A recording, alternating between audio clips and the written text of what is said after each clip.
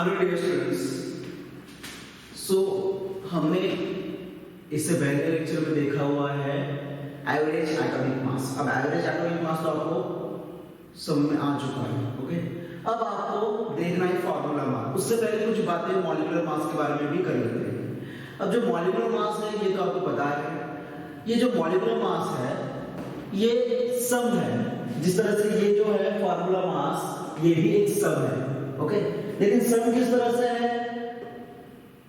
Atomic masses of the atoms present in the formula. Okay, या फिर इस तरह से कह सकते हैं आप एवरेज। हम एवरेज निकालेंगे। ओके, क्योंकि एवरेज में लिखना ही होगा क्योंकि आपको पीरियोडिक टेबल में जो दिए गए हैं वो एवरेज एटॉमिक मास है।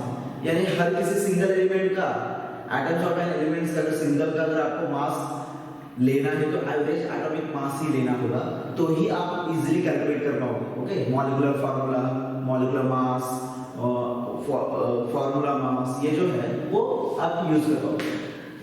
मॉलिक्यूलर मास भी यही है, फार्मूला मास भी वही है। ओके, यानी दोनों भी सिमिलर है। अगर आप इस जगह पर फार्मूला मास जो लिखा हुआ है यहाँ पर मॉलिक्यूलर मास भी लिख लोगे, मोलार मास लिख लोगे, मॉलिक्यूलर वेट लिख लोगे तो भी चल जाएगा। ओके, तो दोनों में कुछ डिफरेंस नहीं है। अब डिफरेंस किस तरह से आया हुआ है, अब क्यों आया हुआ है? अब मॉलिक्यूलर फार्मूला मॉलिक्यूलर मास और फार्मूला मास अगर सेम है तो डिफरेंस क्या है? तो ये जो क्रिस्टल स्ट्रक्चर है, अगर आप किसी क्रिस्टल को देखोगे, देखिए ये नॉर्मल है। अब देखिए ये नॉर्मल स्ट्रक्चर है, ये प्लेन सरफेस है, आप देख सकते हैं प्लेन सरफेस है। ओके, लेकिन अगर आप नमक देखोगे, सोडियम क्लोराइड, नमक का जो सरफेस होगा वो प्लेन नहीं होगा, वो रफ होगा, रफ। आप देख सकते हो कई कई पर जो है वो कुछ कुछ जगह छोड़कर भी अटैच हो जाती है, यानी क्रिस्टल स्ट्रक्चर है। तो जो डिस्क्रीट, जो सब्सटेंस डिस्क्रीट स्ट्रक्चर नहीं दिखा सकते, क्रिस्टल फॉर्म में स्ट्रक्चर दिखाते हैं, तो उनका जो मास कैलकुलेट किया जाता है उनको कहा जाता है क्रिस्टल फार्मूला मास, जबकि वही उसका मॉलिक्यूलर मास भी है, उसमें कोई डिफरेंस नहीं है। ओके, फार्मूला मास और molecular mass are the same. Okay, near about same, लेकिन यही है डिफरेंस कि यहां पर आप देखोगे, अगर आप सोडियम क्लोराइड देखोगे तो सोडियम क्लोराइड जो है वो क्रिस्टल लैटिस के फॉर्म में मिलता है।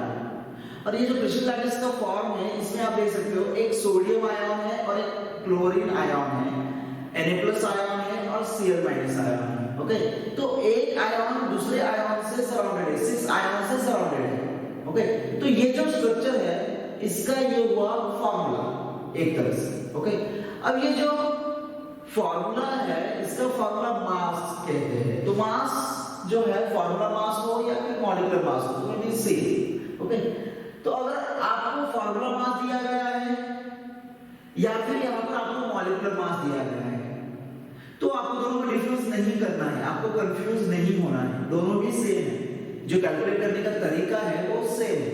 ओके, अब देखिए फार्मूला मास जो है या फिर मॉलिक्यूलर मास जो है उसका डेफिनेशन क्या है? The formula mass of a substance is the sum of average atomic masses of the atoms present in the formula. यानी उस फार्मूला में जितने एटम्स ऑफ एन एलिमेंट्स मौजूद है, एटम्स मौजूद है, उनका जो एवरेज एटॉमिक मास है उसका सम करना है आपको।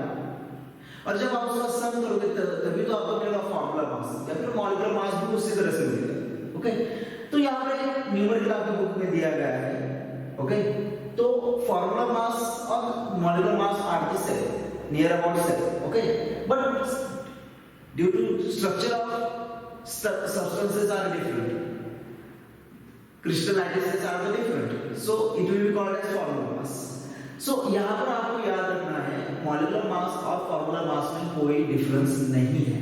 ओके, तो मैंने आपके बुक का एक जो है वो न्यूमेरिकल्स दिया हुआ है, देखिए find the formula mass of NaCl and CuNO3 twice.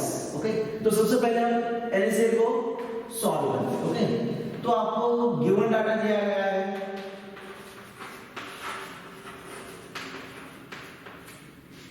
सिर्फ और सिर्फ मॉलिक्यूल दिया गया, यानी कि NaCl। ओके, तो आपको जरूरत किस बात की है? यहाँ पर होता है एवरेज एटॉमिक मास, यानी इसकी जरूरत है। तो आपको याद रखना होगा सोडियम का जो एवरेज एटॉमिक मास है वो आप लोगे 23, और जो क्लोरीन का एवरेज एटॉमिक मास है वो आप लेते हो 35.5। ओके, ये जनरली तो आप लेते हो। अब आप यहां पर एक फॉर्मूला रखोगे, formula mass,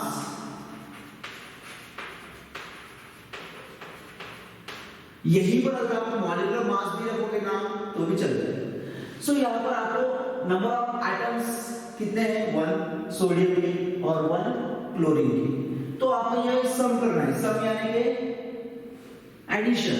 so average atomic mass of 1 sodium plus average atomic mass of 1 chlorine। so आपको पता है 23 प्लस 35.5 यानी कि ये बन जाएगा 58.5 म्यू एटॉमिक मास यूनिट। सो इस तरह से आपको ये कैलकुलेट करना होगा। ओके, अगर ये फॉर्मूला मास है तो फॉर्मूला मास कह दीजिए, मॉलिक्यूलर मास है तो मॉलिक्यूलर मास कह दीजिए। आपको जो पूछा गया है न्यूमेरिकल में वही आपको यहाँ पर यूज करना है, वही नाम आपको यहाँ पर यूज करना है। ओके, अब नेक्स्ट वर्ड हम देखते हैं।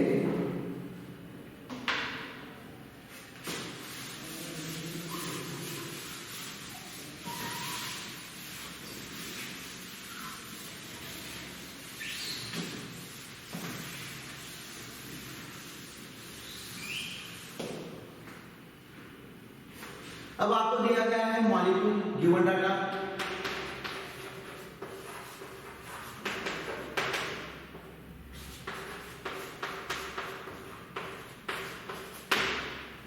Copper nitrate CuNO3 twice.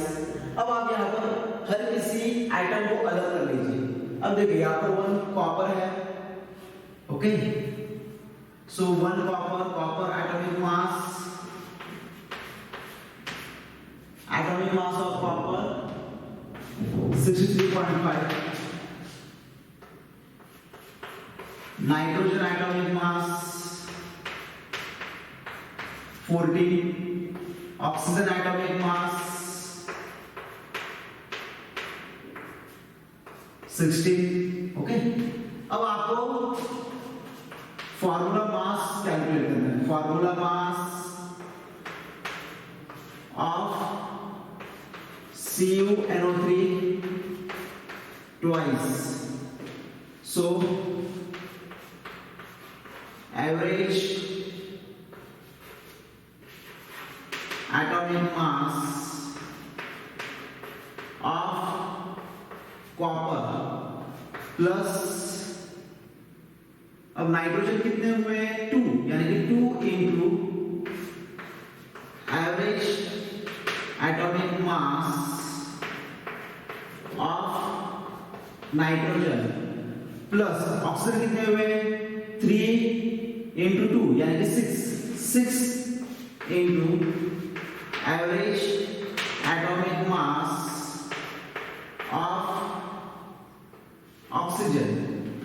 सो इस तरह से average atomic mass of copper 63.5 plus 2 into average atomic mass of nitrogen 14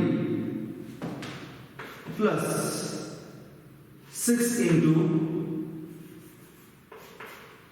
average atomic mass of oxygen 16। So आपको मिल जाएगा 187.5 न्यू। सो ये हुआ एवरेज, ये हुआ formula mass of CuNO3 twice. तो बहुत सिंपल है, आपको याद रखना है जो फॉर्मूला मास है वही मॉलिक्यूलर मास है, और जो मॉलिक्यूलर मास है वही फॉर्मूला मास है।